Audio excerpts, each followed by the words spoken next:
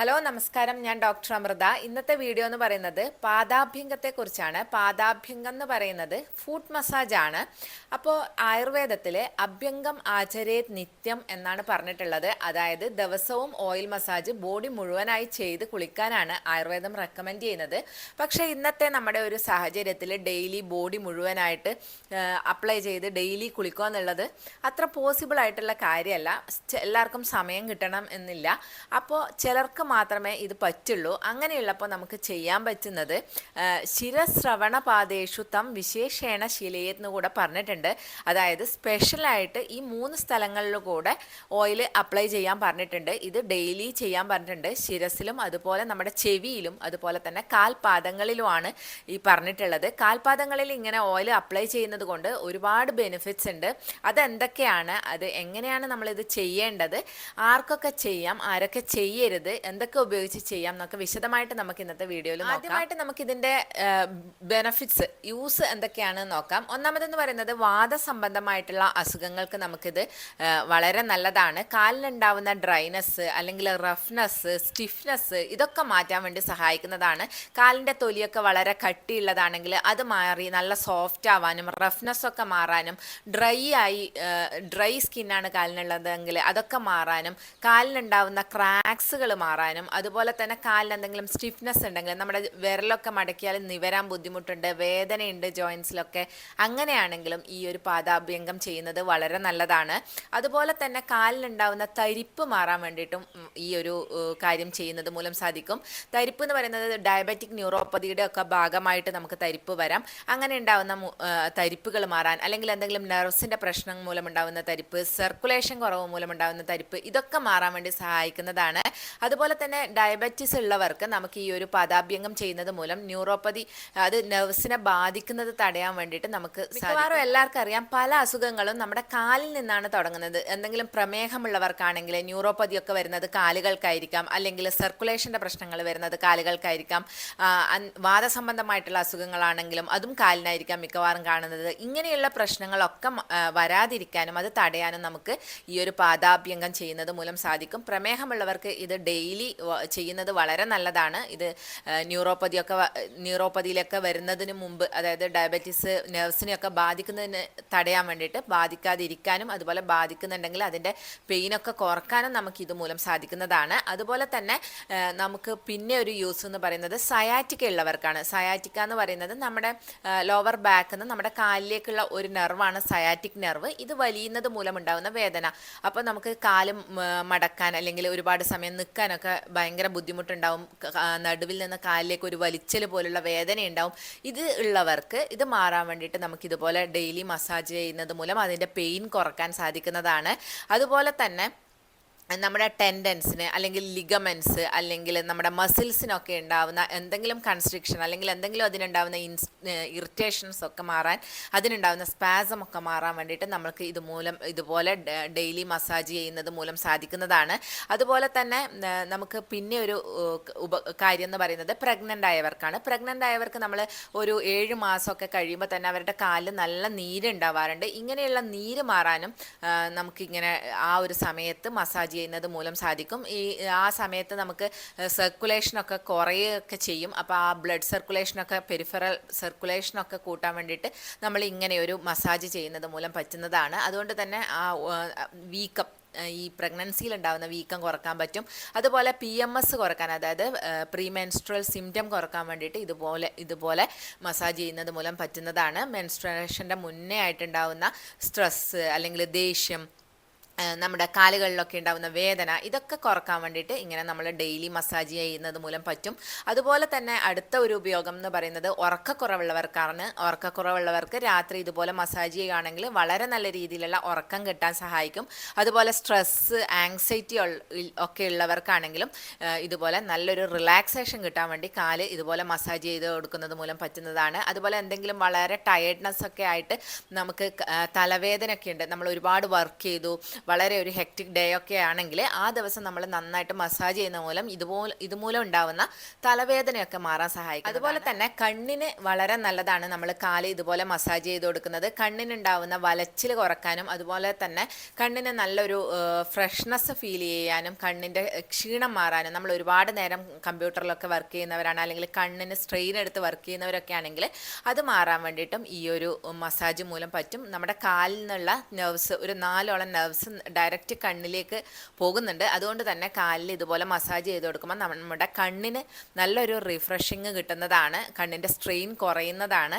അതുപോലെ തന്നെ നമ്മുടെ കാല് ഒരുപാട് നേരം നിന്ന് ജോലി ചെയ്യുന്നവരാണ് അല്ലെങ്കിൽ നടന്ന് ജോലി ചെയ്യുന്നവരൊക്കെ ആണെങ്കിൽ അവർക്ക് ഒരു ടയേർഡ്നെസ് വൈകുന്നേരമൊക്കെ ആകുമ്പോൾ കാലിന് വളരെ ഒരു വേദനയും ടയേർഡ്നെസ്സും ഒക്കെ ഉണ്ടാവും. ഇതൊക്കെ മാറാനും ഡെയിലി നമ്മളിങ്ങനെ ഒരു പാദാഭ്യംഗം ചെയ്യുന്നത് മൂലം സാധിക്കുന്നതാണ്. ഇനി എങ്ങനെയാണ് പാദാഭ്യംഗം ചെയ്യേണ്ടതെന്നുള്ളത് നമുക്ക് കണ്ടിട്ട് വരാം. എണ്ണ ഒന്ന് ഡബിൾ ബോയിൽ ചെയ്തതിന് ശേഷം വേണം എടുക്കാൻ വേണ്ടിയിട്ട്, ഒന്ന് ചെറുതായി ചൂടാക്കിയിട്ട് വേണം നമ്മൾ ഉപയോഗിക്കാൻ വേണ്ടിയിട്ട്. അതിനുശേഷം നമ്മുടെ ഈ ജോയിൻറ്റിൽ സർക്കുലർ മോഷനിൽ ഒന്ന് മസാജ് ചെയ്ത് കൊടുക്കുക. അതുപോലെ തന്നെ ചുറ്റും ഒന്ന് മസാജ് ചെയ്ത് കൊടുക്കാം. വളരെ പതുക്കെയാണ് ചെയ്യേണ്ടത്. ഞാൻ സ്പീഡ് കൂട്ടി വെച്ചിട്ടാണ് കാണിക്കുന്നത്, അല്ലെങ്കിൽ വീഡിയോ വളരെ ലോങ് ആയി പോവും. അതുകൊണ്ടാണ് കാലിൻ്റെ പിറകിലുള്ള ഈ ഒരു ടെൻഡൻ്റെ ഭാഗത്ത് നമ്മുടെ ചൂണ്ടുവിരൽ ഉപയോഗിച്ചിട്ടും അതുപോലെ തന്നെ നമ്മുടെ തള്ളവിരൽ ഉപയോഗിച്ചിട്ടും താഴോട്ട് മസാജ് ചെയ്ത് കൊടുക്കുക. നമ്മൾ പ്രഷർ കൊടുക്കുമ്പോൾ തള്ളവിരൽ ഉപയോഗിച്ചിട്ടാണ് നമ്മൾ പ്രഷർ കൊടുക്കേണ്ടത്. ഇതുപോലെ കാലിൻ്റെ മുൻഭാഗത്തും മുകളിൽ നിന്ന് താഴോട്ട് മസാജ് ചെയ്ത് കൊടുക്കുക.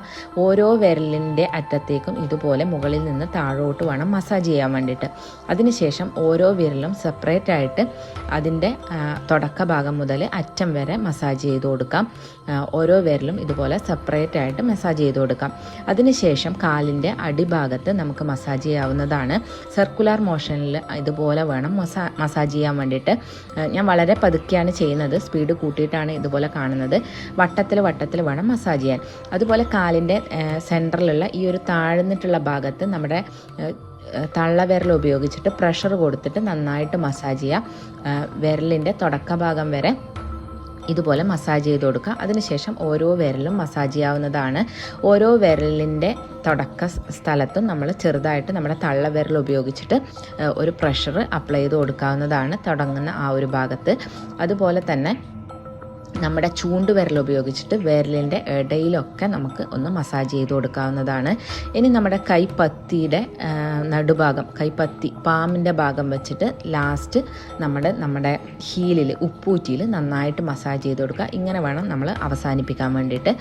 നമുക്ക് ഒരു കാലിൽ 5 മുതൽ 10 മിനിറ്റ് വരെ മസാജ് ചെയ്യാം. 10 മിനിറ്റ് ഒക്കെ ചെയ്യുന്നതാണ് നല്ലത്. അത്രയും ചെയ്യാൻ പറ്റുമെങ്കിൽ അത്ര തന്നെ ചെയ്യാവുന്നതാണ്. ഇപ്പം ഞാൻ കൈകൊണ്ട് ചെയ്തതുപോലെ തന്നെ ഒരു ബോൾ യൂസ് ചെയ്തിട്ട് നമുക്ക് ഇതുപോലെ ചെയ്യാവുന്നതാണ്. കാസ ബോൾ എന്ന് പറയും, അതായത് ബ്രോൺസിൻ്റെ ഒരു പാത്രമാണ്.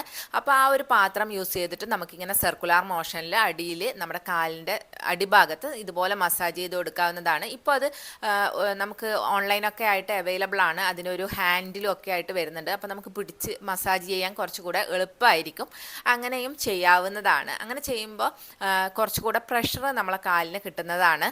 അപ്പോൾ അത് വേണമെങ്കിൽ അങ്ങനെയും ചെയ്യാം. എന്ത് യൂസ് ചെയ്തിട്ട് നമുക്ക് ചെയ്യാം എന്നുള്ളതാണ്. നമുക്ക് എള്ളെണ്ണ ഉപയോഗിക്കാം, നെയ്യ് ഉപയോഗിക്കാം, വെളിച്ചെണ്ണ ഉപയോഗിക്കാം. ഇതൊക്കെ ഉപയോഗിച്ചിട്ട് ചെയ്യാവുന്നതാണ്. വാദസംബന്ധമായിട്ടുള്ള അസുഖമുള്ളവരാണെങ്കിൽ നമുക്ക് എള്ളെണ്ണ ഉപയോഗിച്ചിട്ട് ചെയ്യുന്നതാണ് കൂടുതൽ നല്ലത്. ഇനി പിത്തസംബന്ധമായ അസുഖമുള്ളവരാണ്, ബോഡി നല്ല ചൂടുള്ളവരാണ്, പുകച്ചിലൊക്കെ ഉണ്ട്, കാലിൻ്റെ അടിയിൽ പുകച്ചിലൊക്കെ ഉണ്ട്, ഇങ്ങനെയുള്ളവർക്ക് നെയ്യ് ഉപയോഗിക്കാം, അല്ലെങ്കിൽ വെളിച്ചെണ്ണ ഉപയോഗിച്ചിട്ട് ചെയ്യാവുന്നതാണ്.